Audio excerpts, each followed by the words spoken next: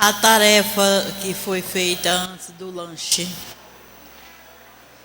Vamos colocar em ação agora.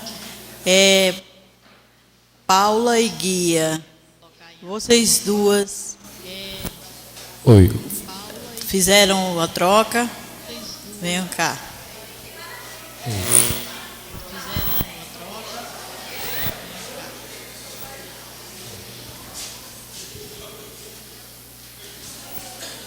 Oi. Oi.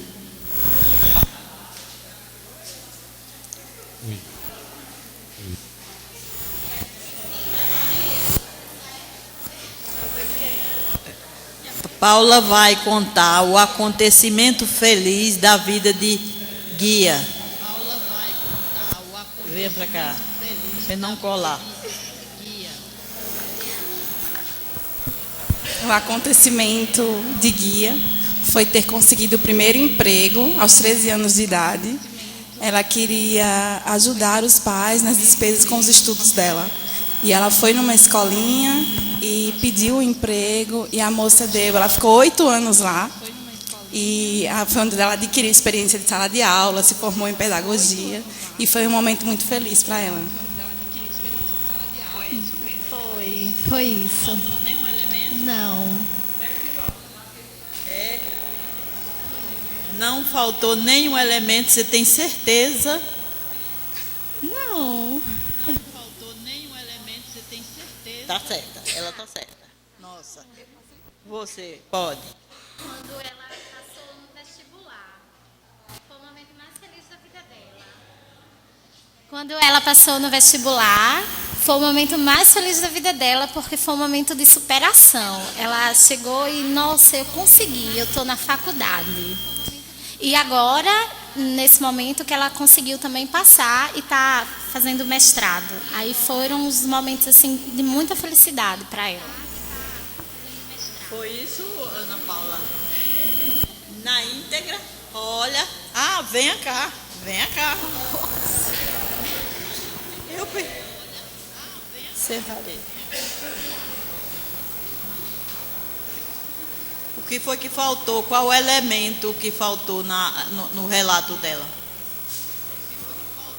Faltou, eu acho que o item que me levou a querer conseguir essas coisas, que foi ter ficado boa de uma doença, que eu passei a infância toda com ela e eu consegui praticamente me curar dela, e aí eu consegui fazer isso, entrar na universidade, porque para mim foi difícil, porque como eu vivia muito tempo doente, eu passava meses sem ir na escola, e para mim foi superação por isso.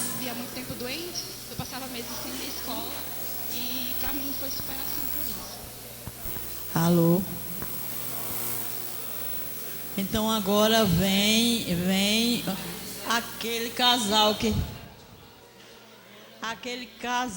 está. Não é o casal, é a galega do plantão fraterno e a vizinha dela. Sim, as duas. Maria José. Passo.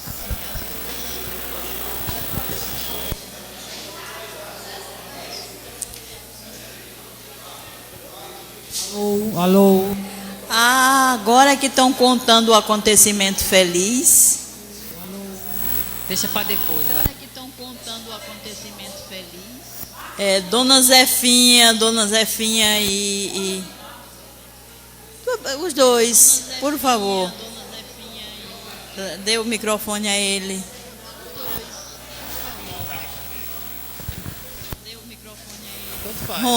Ronald, conte o acontecimento. Alô. Pois não, Maria.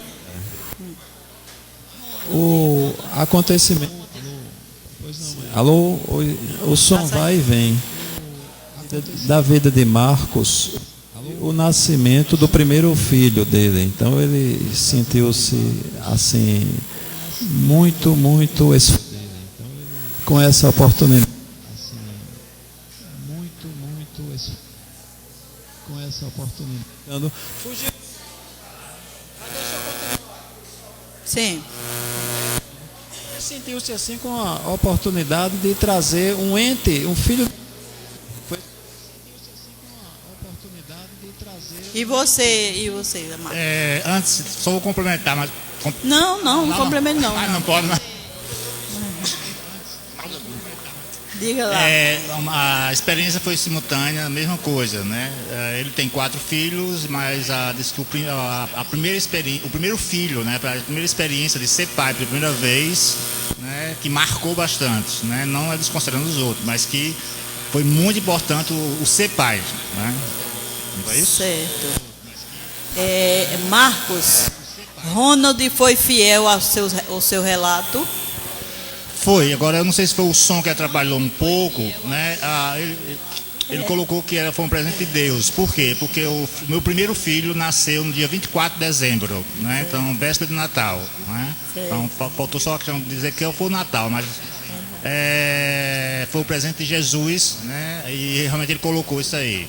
Ronald, você Marcos foi fiel ao seu relato? Faltou nenhum elemento? Não, faltou não. Ele foi fiel. Foi fiel, perfeitamente. Você é que não foi. Está de parabéns. Você é que não foi. Então, as do Zay, irmã de Maria Alice e Janeide. Vocês trocaram experiências, foi?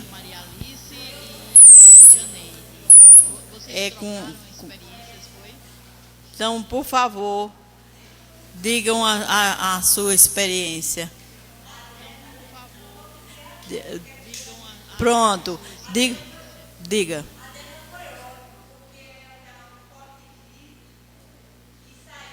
Oi.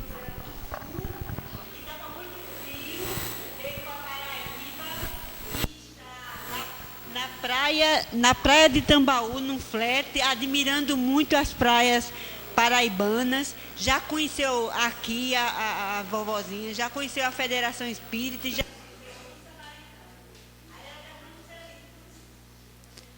Ela foi fiel ao seu relato? Não esqueceu nenhum detalhe? Pense num pessoal aplicado. Agora conte a experiência dela.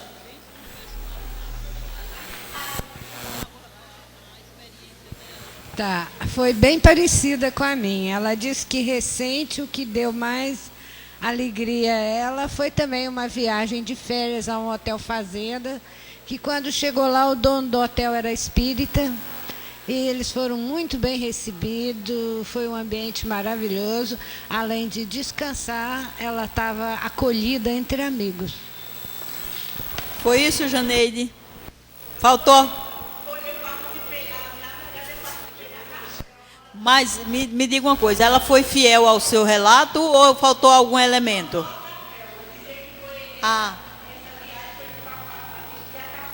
Certo.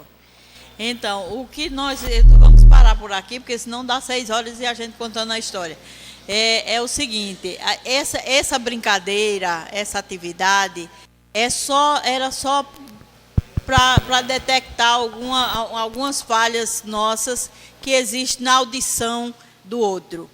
Mas, pelo que eu estou vendo, estão todo mundo convidado para ser atendente fraterno aqui na vovozinha. Porque o povo tudo aplicado, menino, o povo aplicado, não deixa passar nada. Então, o que acontece é exatamente isso. Na hora da gente ouvir o outro, por algum motivo, independente da nossa vontade, a gente termina esquecendo detalhes. E a gente não pode esquecer detalhe nenhum, porque cada detalhe no atendimento fraterno é um item de importância máxima para você interpretar a personalidade do outro e para que você dê a orientação que ele vai acatar, receber, porque tem maturidade para aquela orientação que você está dando. E eu não sei porquê, mas meu microfone agora está gritando que é uma bênção. Né? Olha, vamos retomar. Obrigado pela participação de todo mundo. Eu não vou poder medir a audição de todo mundo, mas fica a experiência. Então, eu voltei para a tríade de de Joana de Ângeles, porque faltou alguma coisa, quer dizer, eu coloquei muita coisa e estava correndo para o lanche e deixei passar alguma coisa. Quando a gente se pôs na qualidade, na posição do atendido, a gente se imaginou chegando numa casa e sendo recebido com aquele sorrisinho, ou amarelo, ou com a cara feia, ou um sorriso lá, né? E Joana diz: já fomos tão batidos pela vida, já fomos tão açoitados pelos nossos conflitos. Gostaríamos agora de contar com a amizade fraternal, primeira oferta do atendente e primeira colheita do atendido, do visitante. Então, é necessário que nesse momento haja uma posição da pessoa, do atendente, uma posição jovial. Não quer dizer que seja jovem, não. Jovem é uma posição jovial, né? Alegre, descontraída, sem pressa. Está ali não para se desobrigar de alguma tarefa chata, mas ajudar alguém necessitado. Se para nós, naquele instante, é o milésimo cliente, para ele é a primeira vez. O problema que ele veio trazer é a própria vida. Se para nós é um grão de areia, aquela história dele, para ele é muito importante, tanto que o está perturbando. Aí sim, aí entra o segundo item, que é a compaixão. Então, olhar a pessoa que vem chegando, que está necessitada, com paixão fraternal, não com dó. Por mais insignificante que nos pareça o problema, para ele é quase insuportável. É preciso que a gente tenha sensibilidade para perceber isso. Se fôssemos nós, como gostaríamos de encontrar alguém para caminhar? E aí a gente diz: vamos destrinçar o seu problema. Não tenha pressa. Eu não estou aqui para atender um grande número de pessoas, mas para ajudar alguém necessitado. E aí o atendido senta e relaxa, que até então ele estava tenso, mas agora ele relaxa. No seu momento de compaixão, você usa a fraternidade, a bondade e o esclarecimento quando você diz: agora você vai ouvir-me só um pouco a respeito do que você está experimentando. Nós, os espíritas, acreditamos que a nossa existência está dividida em duas fases. A experiência corporal, ela é consequência. Então, nós escolhemos nessa existência o que plantamos na anterior. E estamos semeando agora o que vamos colher na existência futura. E nesse momento, você está dando o indício da lei de causa e efeito. Dependendo da pessoa que você está contactando com ela, como ela está se mostrando para você, você entra em detalhe da lei de causa e efeito. Do contrário, você já diz o essencial e passa para frente. Então, aí ele diz: não sei porque isso só acontece comigo. Não consigo entender porque os outros são tão bem-sucedidos e eu não. A sorte é madrasta para mim. Quanto mais eu oro, mais a situação piora. Como a gente já ouviu essas expressões. E tem aqueles que já conhecem a doutrina, que já vêm à casa espírita. E aí esse diz assim: depois que eu entrei no espiritismo, tudo piorou. Então eu vou sair. E aí você, com calma, você diz: quando se tem uma enfermidade que se alonga bastante tempo, ao tomar o remédio certo,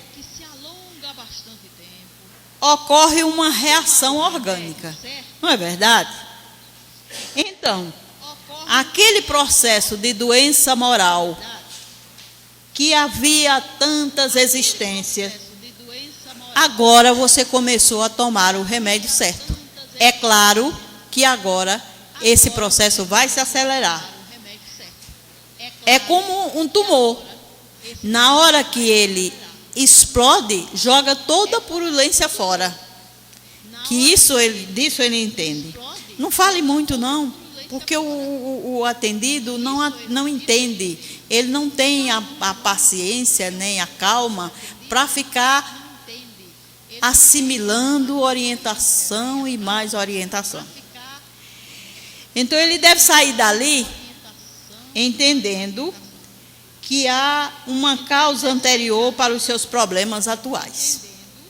Mesmo que não haja clareza, há agora uma perspectiva de futura razão para ser feliz. Aí vem o terceiro item, que é a libertação. E aí, esse nós já vimos, né? Recebemos com amizade, atendemos tomado pela compaixão, dando fraternidade e bondade e esclarecimento. E passamos agora ao item da libertação. O objetivo do atendente é libertar a pessoa do problema que a aflige. É claro que isso não acontece no primeiro encontro. Contudo, a nossa meta é libertá-lo, de forma que ela saia dali, leve um outro programa de vivência, de vida, ao invés de dúvidas novas e novos questionamentos. Por exemplo, se a pessoa está com um médico e ela vem dizendo que está com um médico, não aconselhemos jamais ela a deixá-lo. Nem num momento próximo, nem remoto. Você não tem nada a ver com isso.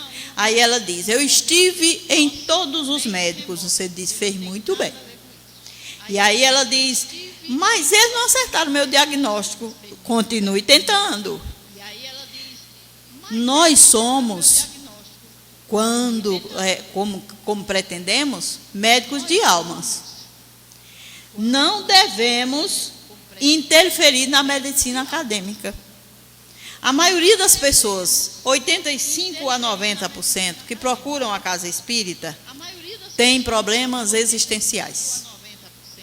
São os conflitos sociais, as doenças de relacionamento, a depressão, distúrbio do pânico, sendo que depressão, distúrbio do pânico, esse binômio tem lugar de destaque, sobressaindo esse dueto, né? E o fator gerador disso tudo é a afetividade. E ainda há pouco a gente falava aqui com elas lá. A afetividade. Como nós temos vergonha, medo, alguma coisa interior, que a gente se priva de dizer ao outro: eu te amo. A desculpa é que a gente ainda não ama. Mas isso é desculpa amarela. Nós não vamos amar enquanto não aprendermos a dizer que amamos. Porque essas palavras têm uma força psíquica da maior envergadura. E quando você começa a dizer: eu te amo, isso passa para você como uma responsabilidade. E você, a partir desse momento, esse eu te amo começa a ter dimensão cada vez mais profunda e maior. E aí é necessário que haja isso. Então, por que as pessoas têm medo, vergonha? Uns têm medo, outros têm vergonha de abraçar. É muito bom abraçar. Dá cheiro. É porque, né, é muito bom. Isso dá um alívio. Descarrega as nossas energias pesadas, parece que vão tudo embora. Não para o outro, mas vai embora. Alguém diz, não, eu vou abraçar, vou sair daqui carregado. Que carregado? Você abraça e dispersa a energia negativa e você fica muito bem. Então, isso é público. O contexto tumultuado da afetividade está na liberação sexual, né? Está na promiscuidade, está nos relacionamentos agressivos ou inativos, aqueles relacionamentos morno, que também não faz as pessoas se tornarem ilhas. Elas estão ali isoladas de todos os lados. A cada instante, os conflitos no lar assumem proporção insuportáveis.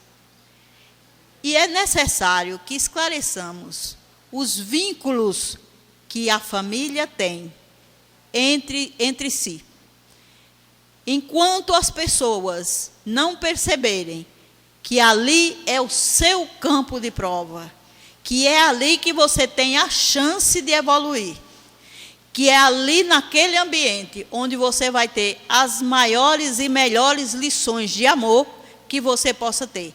E, além disso, ainda salda débito. Quer dizer, é muita poupança, né? Então, vamos ver que não devemos interferir apresentando conclusões. Alguém chega para você dizendo que um conflito que tem em casa, aí você diz, meu filho não cai bem comigo, olha, é um conflito enorme. E aí você diz, não, é porque ele foi seu inimigo na vida anterior. Não precisa nada disso. Não tem que explicar esses detalhes, porque isso ele vai compreender lá na frente, quando ele já tiver muito mais, quando ele já tiver adeptos da casa, quando ele já estiver estudando, ele vai compreender e vai fazer associações. Não porque você disse. Então, nunca deixar que conte intimidade, isso eu já frisei, né? É que quando ele resolver o problema dele, ele vai se arrepender amargamente e pode até ir embora da casa. Jamais diga ao paciente que ele está com obsessão. Isso é uma obsessão. Isso é muito descortês, né? Porque as pessoas nem sempre elas conhecem, elas estudam ou sabem de verdade o que é obsessão. E ela já sai dali achando que está com câncer. Então, ninguém vem à casa espírita para receber diagnóstico de tragédia, e sim a luz da libertação. Agora passamos às fases do atendimento. Aqui fica estabelecido a dicotomia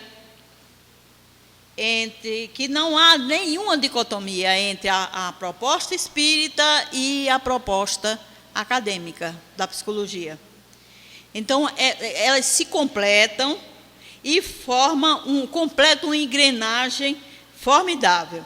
Há um psicólogo norte-americano, Robert Carnuff, que classificou essa fase em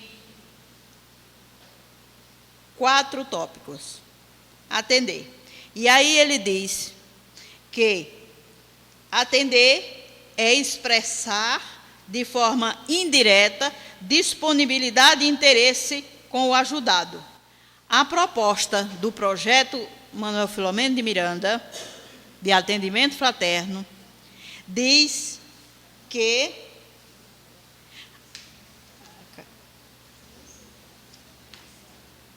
Atender é ter cuidado com o ambiente físico. Contém também o comportamento e a polidez e o interesse. Quer dizer, o interesse lá vem para cá. Saber ouvir e ter empatia. O psicólogo norte-americano diz que o segundo tópico, primeiro é atender, o segundo tópico é demonstrar, por gestos e palavras, compreensão por ele, pelo atendido, e correspondendo à expectativa pessoal do atendido. Já a proposta do projeto não é só devolver as respostas às perguntas. Quer dizer, responder não é só devolver as respostas às perguntas. É identificar e confirmar com o próprio ajudado o seu principal problema. É perceber a linguagem corporal do outro e o que ele representa como mensagem a ser correspondida. A proposta do projeto ainda elastece mais, e aí vem o terceiro item, que é personalizar. O psicólogo norte-americano diz que personalizar é conscientizá-lo de que é uma pessoa ativa, inteligente, com responsabilidade no seu problema e capaz de solucioná-lo. O projeto diz que personalizar é o momento de fazer o ajudado se descobrir como pessoa e perceber o fato de não ser passivo diante de sua experiência, mas uma pessoa responsável por seus atos, pensamentos e emoções, e que os outros podem ser apenas agentes estimuladores destas emoções positivas e negativas. Neste momento, espera-se que o ajudado tenha clareza das deficiências que precisam ser alijadas e a força que deve estar encetada na direção da reconquista do equilíbrio íntimo. Quer dizer, ele especifica muito mais e ele coloca muito claro a responsabilidade que o atendido tem em cientificar-se das suas deficiências e da sua responsabilidade de reconstrução. Então, isso é muito significativo. E quando ele diz que precisam ser alijadas e a força que deve ser insetada, alijada às deficiências.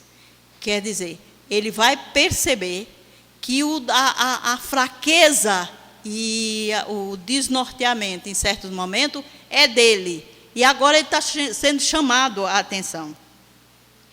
Isso é significativo. Agora vem o quarto e último item, que o psicólogo norte-americano diz, que orientar é saber avaliar com ele, paciente, as alternativas de ação possíveis, de modo a facilitar-lhe a escolha que é dele na ação transformadora. O projeto diz que orientar é a mais fácil tarefa, se o atendente fraterno conhece a doutrina, porque ele agora só vai organizar a sua expressão de forma simples e clara e informar informações práticas como plano de ação. Então, há neste grupo habilidades de encadeamento. Quer dizer, se você sabe que vai vivenciar 4 etapas. Primeiro, você recebe a pessoa, ouve o relato dela, responde de acordo com o que está acontecendo, depois personaliza, porque ali é o mesmo problema em 2 pessoas, a personalização vai ser diferente, porque cada uma é um ser, um indivíduo. E, por fim, o orientar, que coincide também as resoluções. A renovação de qualquer atividade é um convite saudável à nossa atividade como bons espíritos, como espíritos do bem, que pretendemos ser, se não já o somos. Joana esclarece que quando chegamos a uma instituição espírita, estamos cheios de interrogação. E à medida que elas vão sendo respondidas, é que nós nos tornamos simpáticos. Então, passemos agora a empatia. Gente, toda vida eu vi e já li até alguns textos da empatia. E eu nunca tinha percebido, acho porque eu não tinha dado a devida atenção, a beleza que é esta característica, este sentimento. E aí, vejam lá, empatia, no dicionário de Aurélio, significa sentir o que sentiria caso se estivesse na situação e circunstâncias experimentada por outra pessoa. Essa palavra já vem de lá dos psicólogos alemães, que lá na língua alemã é essa escrita aí que eu não me atrevo a pronunciar, senão vocês vão cair. Então, mas essa palavra aí significa sentir dentro. Empatia é diferente de simpatia, porque simpatia é sentir com, empatia é sentir dentro.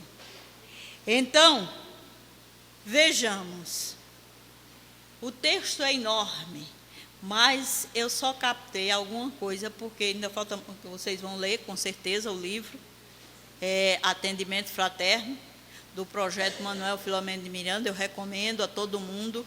Então, empatia é um estágio mais avançado, e pode-se dizer, é a essência do amor.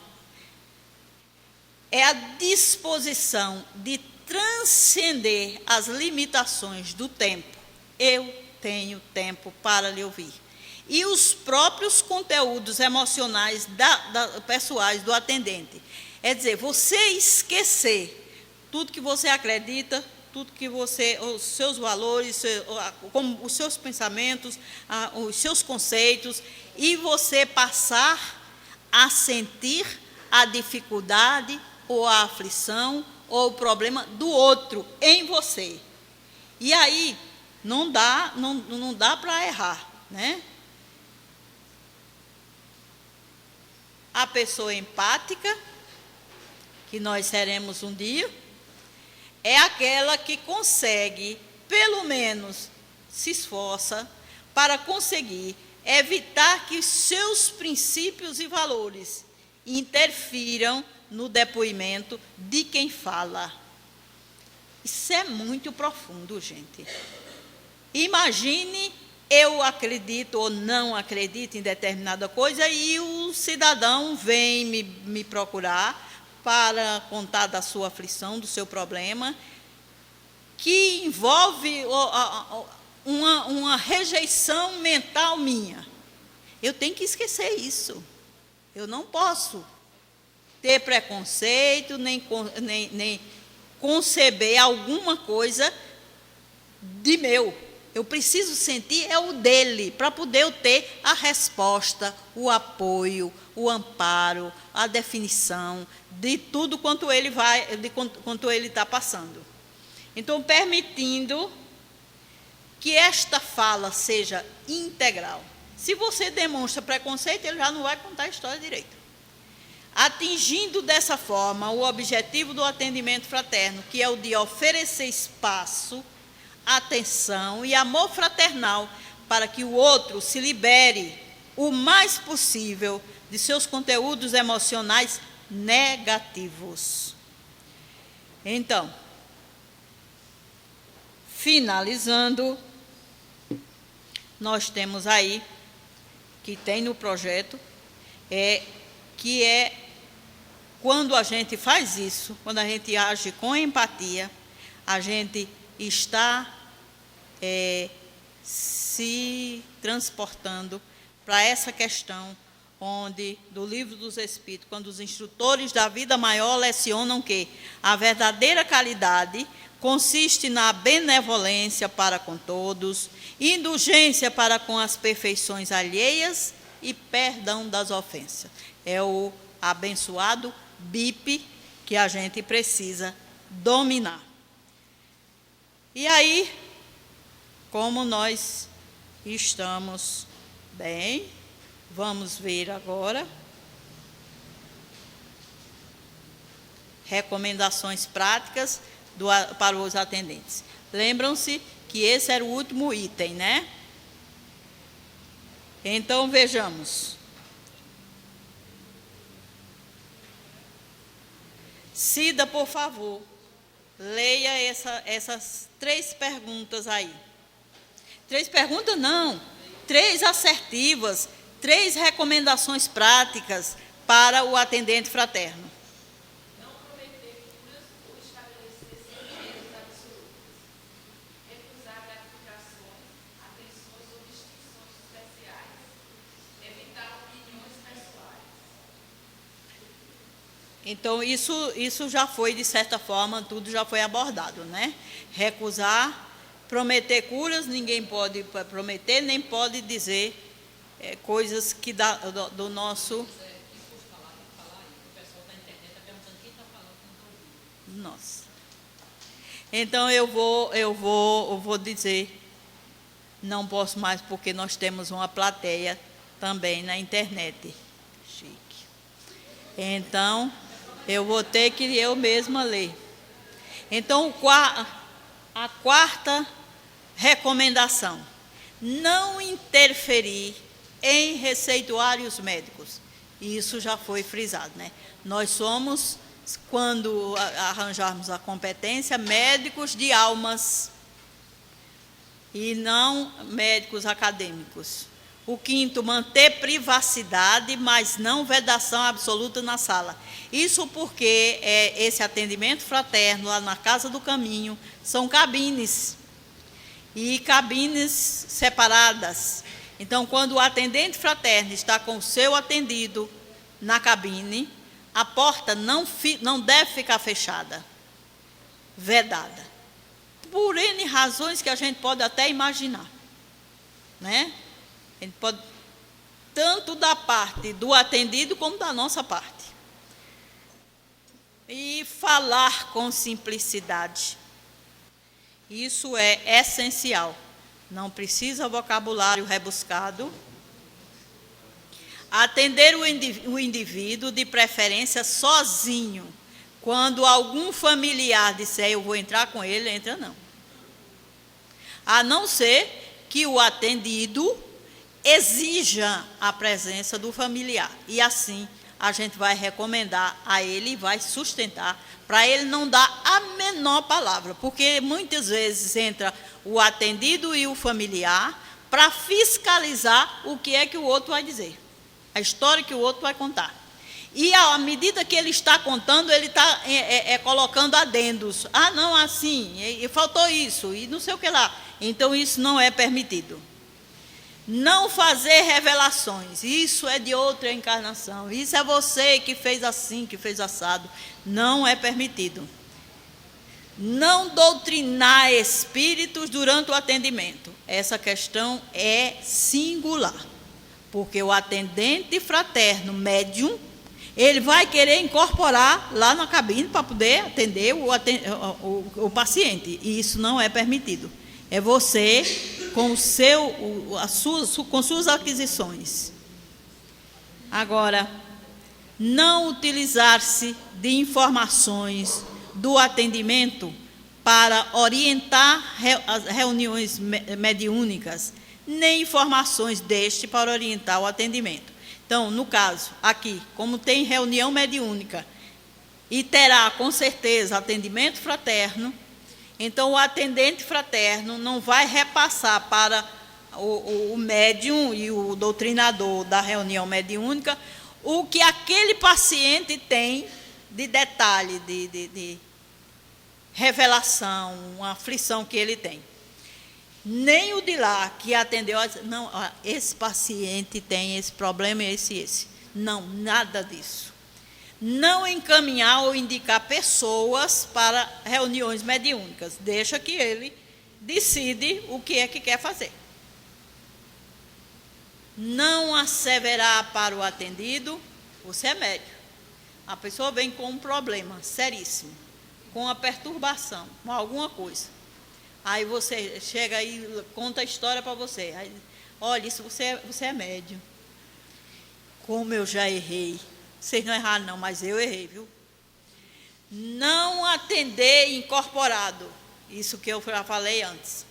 Não estimular que o assistido em atitude de queixa revele os nomes dos centros espíritas por onde passou. É singular essa recomendação. Prestem bastante atenção. Então, aqui termina, porque só são 14, porque aqui tudo é 14. Aquelas perguntas que foram distribuídas no livro são 14. Eu tirei somente 6. E aqui são 14 também as recomendações. Então, a 4 e a 5, bota aí, bondade.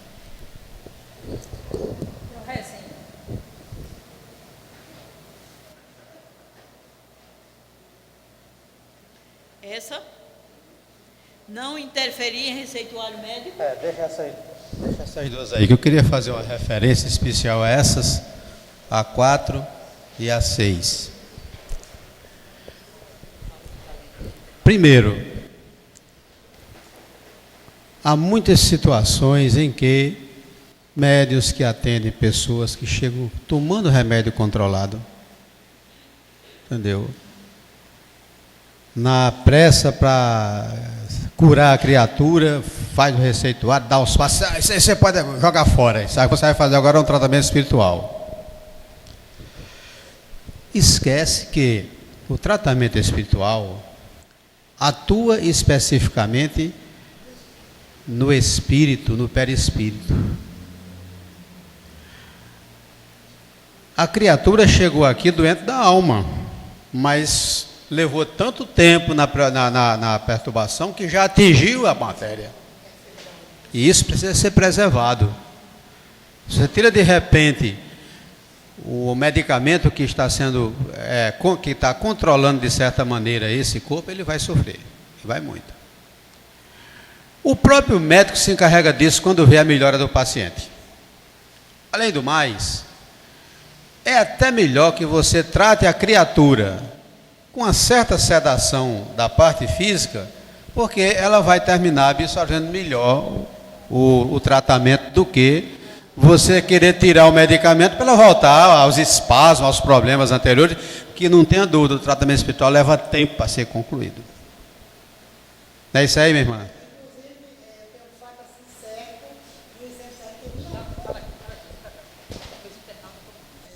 Eu tive assim uma certeza, assim, porque minha mãe, ela estava muito doente no hospital e a gente estava fazendo prece, trabalho de cura assim com ela, e nós dialogamos porque ela dormiu tanto na hora do tratamento. Então o irmão espiritual veio e disse que era necessário que ela ficasse sedada, dormindo, para poder absorver o tratamento espiritual. Então nunca se deve fazer entrar numa situação dessa. Deixa de tomar esse remédio. Não, deixa ela tomando o remédiozinho dela. Você vai atuar no tratamento espiritual, que vai melhorar perispiritualmente a pessoa e vai chegar lá na parte física também. O corpo começa a reagir, daqui a pouco o próprio médico diz, rapaz, que negócio tá bom, vai tirando o remédio, tá, etc. A própria pessoa às vezes... O outro item é falar com simplicidade. Essa simplicidade é tão mal entendida, gente. Imagine eu estou aqui no centro espírita. Chega a criatura lá doente. Meu irmão, sim, todo penalizado.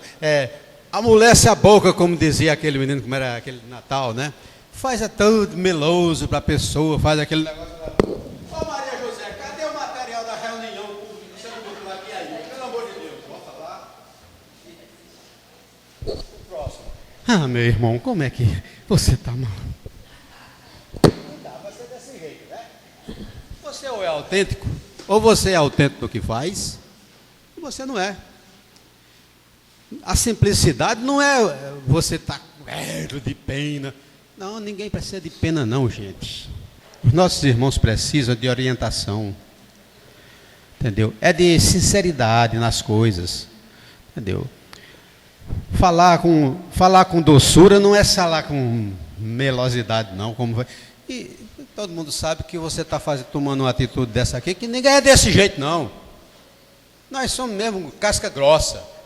Como casca grossa, estamos aqui tentando ver se diminui essa espessura, vai ter casca grossa, gente. Não adianta querer fazer, entendeu? Dizer, não, eu sou humilde, sou simples.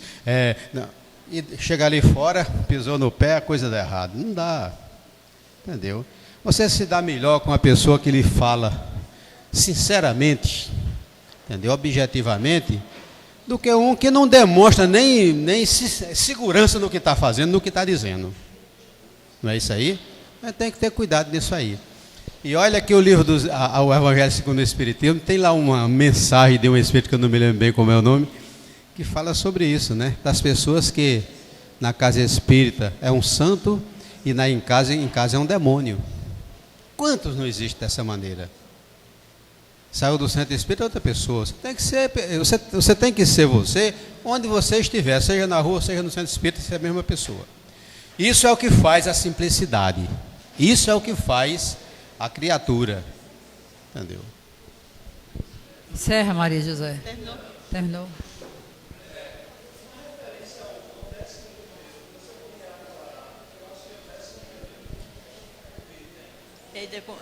Olha, eu sou aquele espírito que vou precisar de mais ou menos umas 3 reencarnações para poder aqui